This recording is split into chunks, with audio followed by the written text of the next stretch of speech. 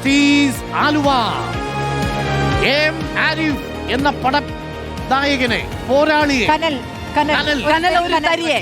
കനൽത്തരിയെ ആലുവയിലേക്ക് എത്തിച്ചു. ആലുവയിലേക്ക് എത്തിച്ചിരിക്കുകയാണ്. ഫീൽഡ് ചെയ്തിരിക്കുകയാണ്. ആലുവയിൽ വലിയ പ്രസൻസ് ആണ്. പക്ഷെ അപ്പുറത്ത് നിൽക്കുന്നത് അൻവർ സാദത്താണ്. പോരിനിറങ്ങുന്ന UDF-ന്റെ പടക്കുതിര. ആലുവ എന്ന് വെച്ചാൽ അൻവർ സാദത്താണ്. പക്ഷെ അപ്പോഴും എം ആരിഫ് ഒരു പോരാളിയാണെന്ന് മാത്രമല്ല, ആ മണ്ഡലത്തിലെ അവസാന നിമിഷത്തെ അടിയൊഴുക്കുകളും നിശ്ചയിക്കാൻ ആരിഫിന് നല്ല രീതിയിൽ വോട്ട് മാനേജ്മെന്റ് നടത്താൻ അറിയാവുന്ന ആളാണ് ആരിഫ്. ഇത്തവണ കിടഞ്ഞ് പരിശ്രമിക്കുന്നുമുണ്ട്. അൻവറിനെ നമ്മൾ കുറച്ച് കാണണ്ട, പക്ഷെ ആരിഫ് നല്ല കാൻഡിഡേറ്റ് ആണ്. ഇവിടെ കെ ബാബുനെ തൃപ്പൂണിത്തുറയിൽ പറയുന്ന പോലെയാണ് അൻവർ സാദത്തിനെ ഈ കെ ബാബുനെ തൃപ്പൂണിത്തുറയിൽ പറഞ്ഞ പോലെയാണ്. ഓരോ വീട്ടിലും ഓരോ മണ്ഡലത്തിലെ എല്ലാവരും പേരെടുത്ത് സംഭവിക്കില്ല.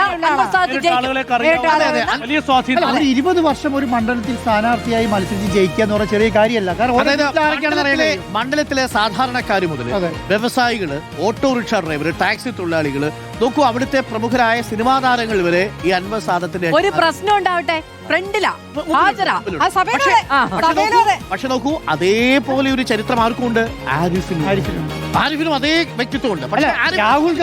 ആരിഫിനെ സംബന്ധിച്ചുള്ള ഒരേ ഒരു ഡിസഡ്വാൻറ്റേജ് ആ മണ്ഡലത്തിൽ സജീവമാകാനുള്ള. രാഹുൽ ഗാന്ധി ഇന്ത്യയുടെ പ്രധാനമന്ത്രിയാകുമെന്ന് പറഞ്ഞ് കേരളത്തിൽ വന്ന് മത്സരിച്ച സമയത്ത് 19 സീറ്റും 20 സീറ്റ് പോകേണ്ട സ്ഥലത്ത് ഒരു സീറ്റ് പിടിച്ചു നിർത്തിയ ആളാണ്. അത് കഴിഞ്ഞപ്പോ പോയി എന്നാലും പറയാം. പക്ഷേ അപ്പൊ ജയസാധ്യത ആർക്കൊപ്പമാണ് എന്നുള്ളതാണ്. ആലുവയിൽ നിലവിൽ 2021 18,886 വോട്ടിന്റെ ഭൂരിപക്ഷമാണ്. നിലവിൽ ആരിഫ് മികച്ച സ്ഥാനാർത്ഥിയാണ്. ആൽവിക്ക് പരീക്ഷിക്കാവുന്ന സ്ഥാനാർത്ഥിയാണ്. ഒരു മാറ്റവുമില്ല.